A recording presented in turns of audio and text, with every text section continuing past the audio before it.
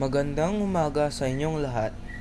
Ang kwento na ibabahagi ko ay si Bao, si Bo at si Nognog Nyog. Ang mga hayop at mga puno ni Mang Juan ay matagal nang magkakasama. Sila ay mabubuting magkakaibigan. Nagkakaisa sila kahit magkakaiba ang kanilang mga gawain. Si Bao Kalabaw ang naghahanda sa palayan para ito ay mataniman. Kapag pagod na siya, nagpapahinga siya sa lilim ni Gamangga. Gustong gusto niyang amuyin ang mga magang naghihinog habang nakikinig siya sa mga kwento ni Ling Tikling. Sumasali rin sa masayang usapan si Nognog Nyog kahit siya'y kailangang yumuko dahil siya ay matayog. Isang umaga, sumisilip pa lang ang araw nang dumapo si Ling sa likuran ni Bao. "Aba, maaga ka," bati ni Bao. "Alam mo bang may bagong alaga ang ating among si Mang Juan?" "Namamasyal sila kanina sa kabilang dulo ng palayan," sabi ni Ling Tikling, habang naghuhuli ng mga insekto sa likod ni Bao. "Talaga? Mahilig kaya siyang magkipagkwentuhan tulad natin?" tanong ni Bao kay Ling. "Sana." Mayay-mayay, narinig nila ang mabibilis na tigirik, tigirik, dikidik. Lumalakas ang mga tigirik, tigirik habang lumalapit si Mang Juan. Nakasakay siya sa puting kabayo. "Ho, magandang umaga sa inyo," bati ni Mang Juan at hinatak niya ang talik ng kabayo para patigilin ito. "Ito si Bo.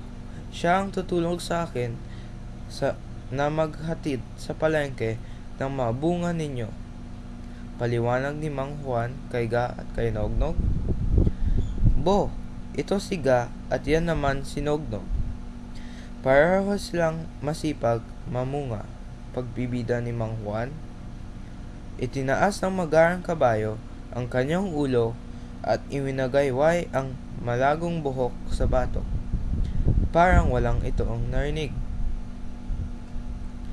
Lumapit sila sa linang, pero tumigil si Bo at sinabi sa amo, "Huwag na po tayong lumusong sa putik. Di ba't pupunta pa po tayo sa palengke? At saka, ayokong marumihan tulad ng ibang hayop sa palayan." Hindi nagpumilit si Mang Juan. Itinuro na lang niya ang mga hayop. Iyan si Bao Kalabaw at ang kaibigan niyang matalik na si Ling Tikling. "Matagal ko na silang katulong dito." Tumawag si Mang Juan. "Bao, Ling, ito si Bo. Siya ang maghahatid sa palengke na palay ng ani ng lupang pinalalambot ninyo." "Moo, uwak. Kamusta ka, Bo?" ang sagot ng magkaibigan. Muling itinaas ni Bo ang kanyang ulo. Iwinagayway niya ang malagong buhok sa bato. Pinakawalan ang isang matinis na "Hey!" at tuloy-tuloy nang umalis kasama si Mang Juan. Mataas na ang araw. Habang nagpapahinga ang magkaibigan, "Mukhang mayabang yung kabayong yon," puna ni Ling. "Parang suplado sabi ni Bao. "Tahimik lang siguro si Bo," paliwanag ni Gamangga. "Pero bakit hindi niya tayo pinansin? Siya lang ang hayop sa bukid na nag-aasal ng ganyan sa atin." Nangingit si Nognog kaya blog! Biglang nahulog ang isang malaking niyog na hindi napigilan ng nagulat na puno.